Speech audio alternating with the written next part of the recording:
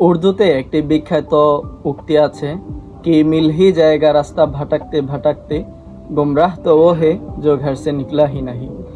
এই উক্তিটির সফল ইলিস্ট্রেশন করেছে দ্য অ্যালকেমিস্ট।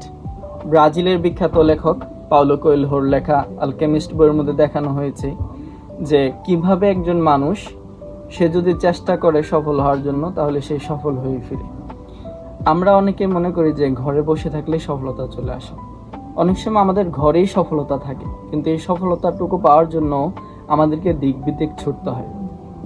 পাওলো কোয়েলহোর লেখা দ্য অ্যালকেমিস্ট বইয়ের সান্তিয়াগো সে একটি স্বপ্ন দেখে।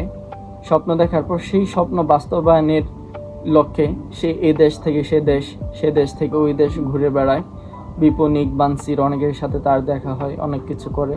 দিন শেষে সে মিশরের পিরামিডের কাছে মনে করে যে তার সফলতা, কিন্তু সেখানে সে সফলতা না পেয়ে যেখান থেকে সে স্বপ্নটা দেখেছিল সেই অলিভ গাছের নিচে এসেই, মানে তার বাড়িতে এসেই তার সফলতার সন্ধান পায়।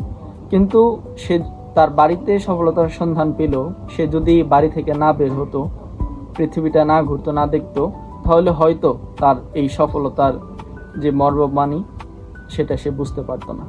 তাই আমাদেরকে স্বপ্ন দেখতে হবে, স্বপ্ন বাস্তবায়নের জন্য বের হতে হবে।